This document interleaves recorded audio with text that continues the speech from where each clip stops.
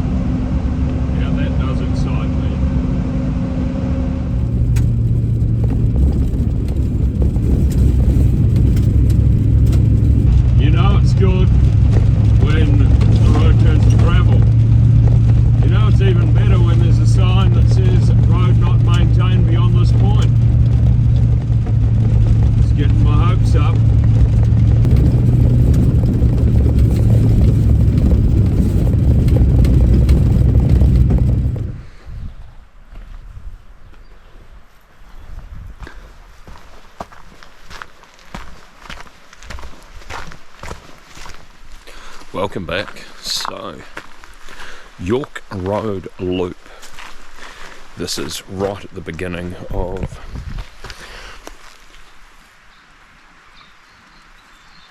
bear with me. Broken glass. So this is right on the border of Egmont National Park, and this track follows the former Egmont branch line. So early 1900s until 1950, this branch line operated, servicing a quarry that was used for a lot of early roads and building a Port Taranaki. It's never really been on my list, but kind of loosely known that it was here, and recently I found myself looking through some topo maps trying to create a loop in this area over a couple of days, see what I could come up with, and spotted this. So for those of you in the back who are a little bit slow, that means that in the future I'll be doing something over a couple of days in this area. But for today, hopefully a couple of short trips, because I've only got the day. So this is a day trip because I couldn't be asked driving to camp somewhere that I'd already camped last night.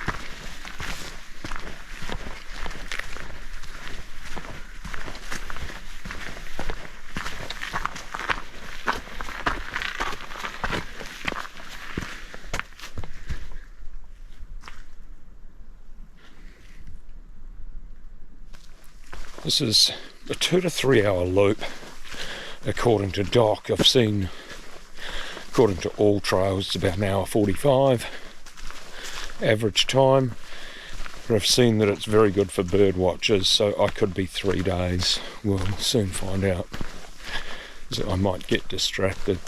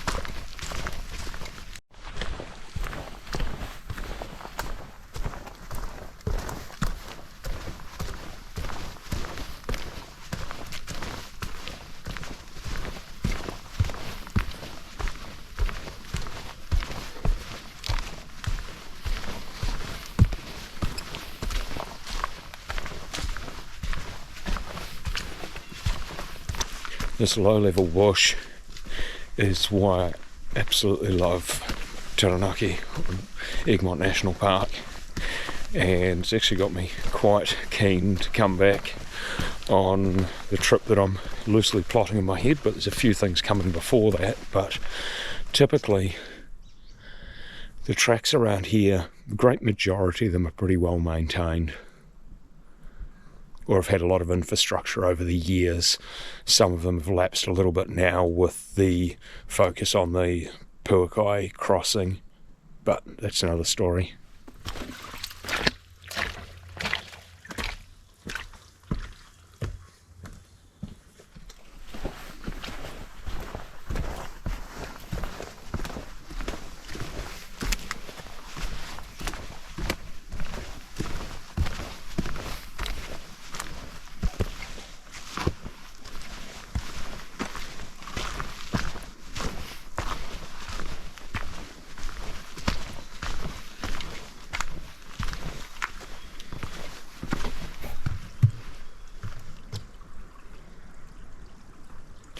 Some parts of the track actually follow the alignment of the old branch line, then zigzags off to points of interest.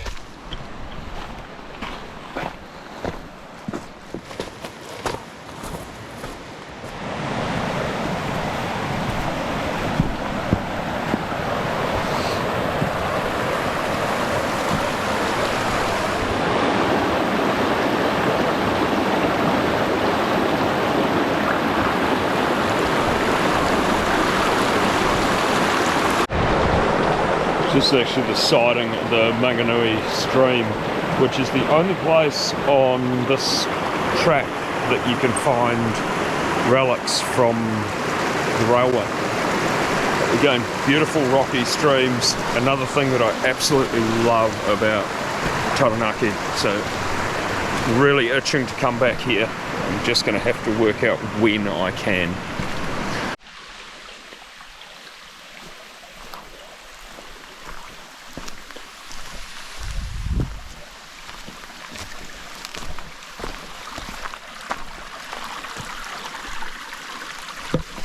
Quite work out how that water gets under the track.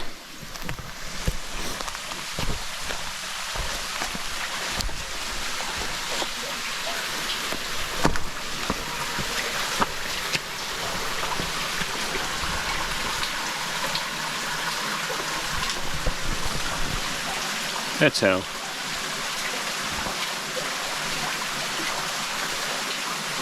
Looks a little bit more sturdily engineered than dock, so that obviously is part of the railway infrastructure that was here back in the day, which is pretty cool.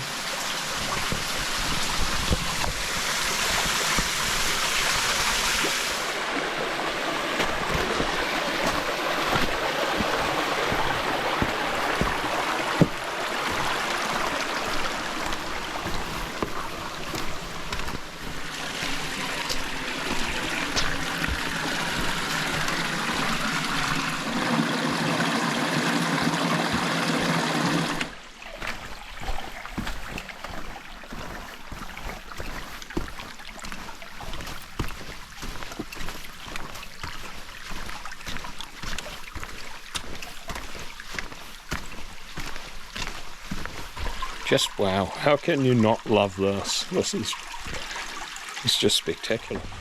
So all of the brown stuff on the rocks before isn't anything man-made, it's kokowai or manganese that comes up through the soil and was actually used by the Taranaki Māori as a dye back in its day. But just here,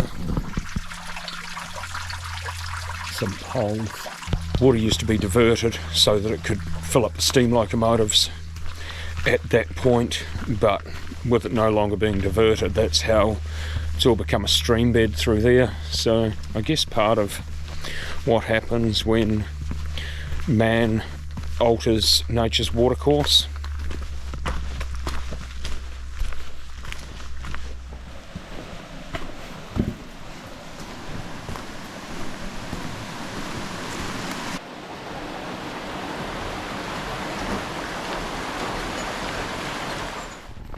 That was quite literally the end of the line, but because it's a loop, the track continues.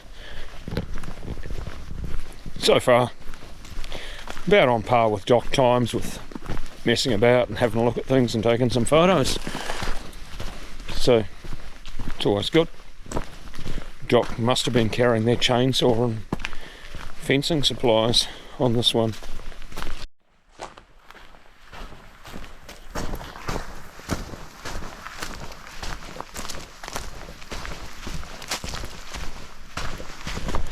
This section of track was actually a roadway built to carry shingle and rock dug out of pits on the side of the track to help build the branch line that I walked in on.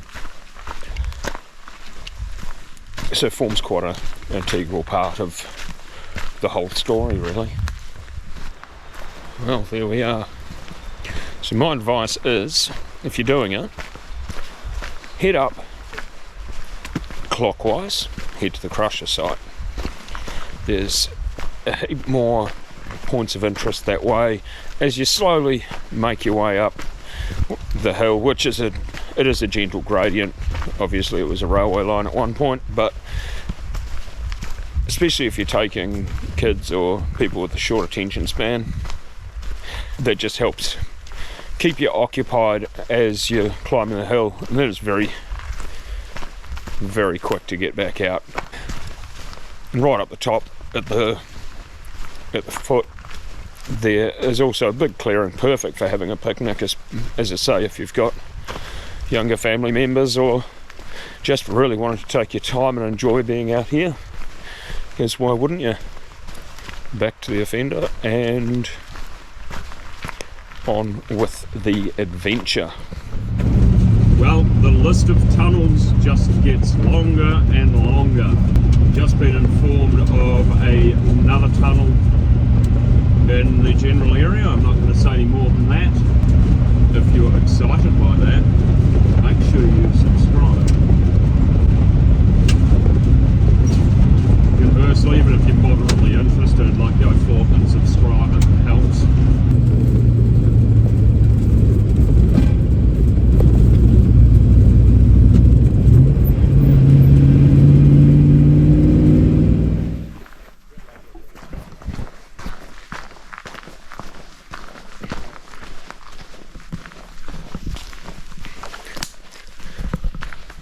So the Stratford Mountain House. Anyone who's followed me for a while, maybe even just watched one video, will know that I don't plan things all very much, and this is no exception. Apparently it's 2 to 3 hours return to Curtis Falls. It's just after 12. I need to be on the road by 3. So let's see how this goes.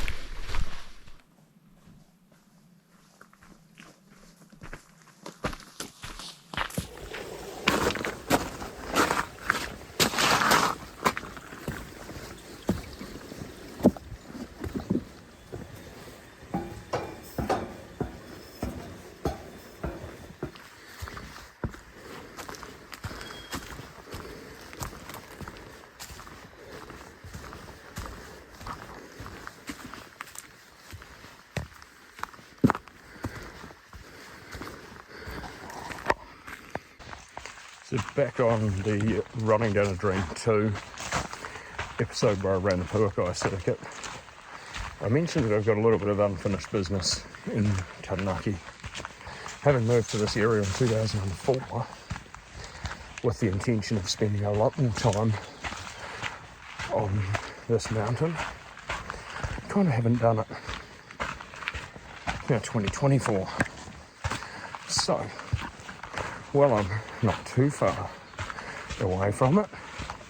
Making a bit of a concerted effort to try and tick off as many of the tracks that I haven't done. So there's a number of waterfalls on there, and this is one that I've never been to. Under the boardwalk.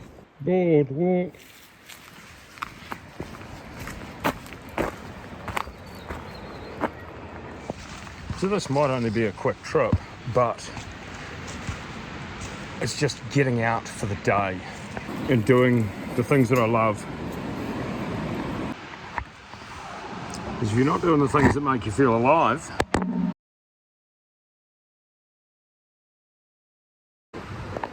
there's a very old, very Forest Service post. But anyway, if you're not out and doing the things that make you feel alive, are you really living? Yes, I am fortunate enough that I work a job that I love. I also love being in the outdoors. But as I've mentioned before, I do tend to rush the things that I do.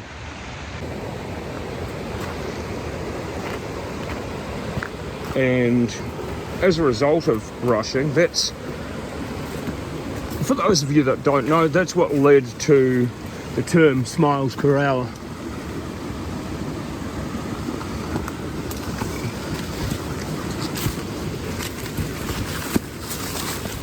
I'm inclined to not really trust the fact that this is the track.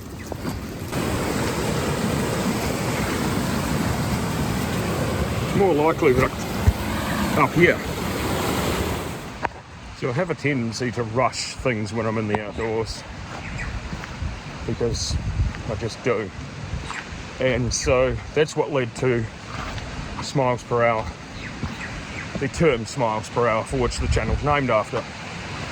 But don't talk about it a huge amount, but the mental health perspective of it is trying to encourage and enable other people to get out and enjoy the outdoors, because it does have great benefits. The other main reason that I film these trips is because it forces me to slow down and enjoy what I'm doing, take photos, and go see our destination.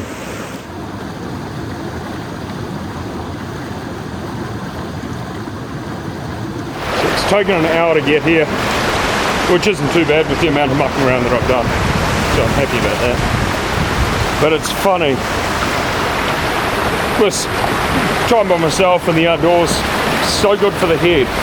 And it's really funny, today I've only just really realised what a workmate said to me 25 years ago.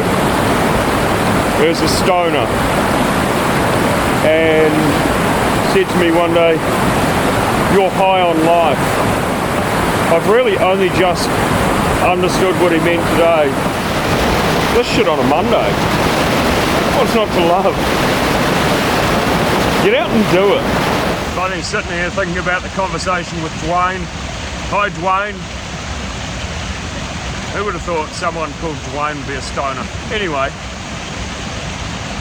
I digress. Ha!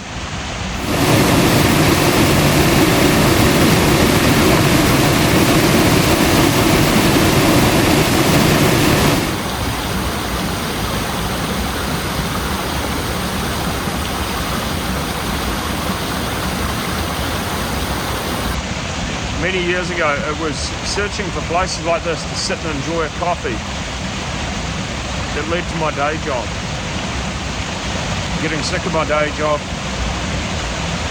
led me to study journalism, which kind of led me to this. As Dr. Tom Mulholland said, if you don't like the direction your day's going, make a decision. If you still don't like it, make another one. Make decisions that move your life in the direction that you want it to go. That might seem very easy for me to say sitting here in front of this, but full disclosure, in the last far too recent of memory, had some of the darkest times I've had in my entire life. But I've also had absolutely some of the best. The best in 20 or more years, and these rival what I thought were the prime years.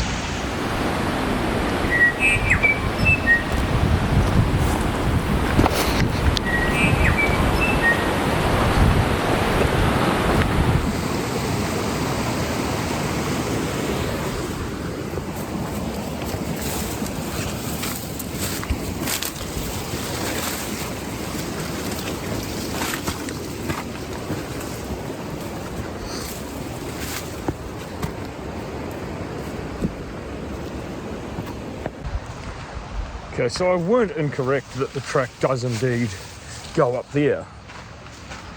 It's just very overgrown, so it was easier to just go straight up the river. But coming back the other way, you'd see that it was marked by a stick because of the big boulder, making it very hard to make a rock cairn. The stick and a disorderly grouping of rocks meant that you could tell that it was indeed a navigational point.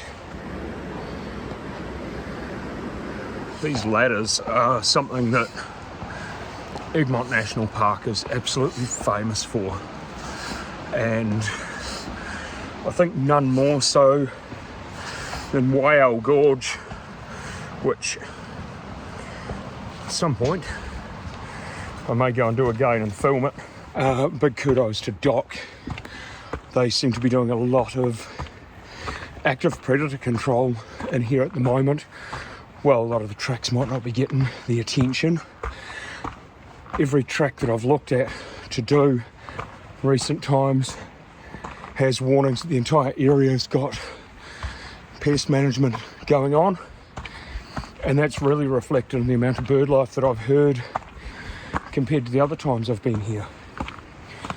So before even leaving the car park at the mountain house, seen tomtit, tui, kiraru, and the Maranui stream. There was a few tui calling.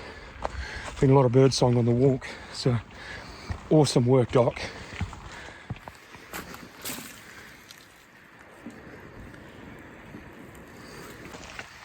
Now, I don't particularly want to carry somebody's kiwi fruit skin all the way out with me, but that completely goes against the purpose of having a trap if you're putting additional food out for predators, and also putting it out for native birds also means that if it's done a lot, like has happened with Kia and things like that,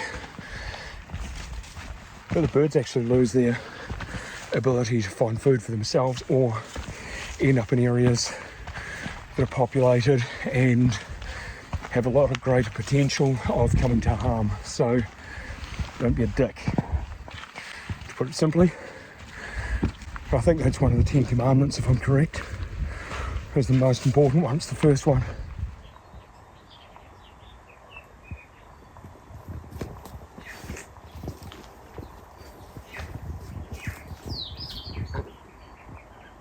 Just disturbed this, so it's a bit shaky.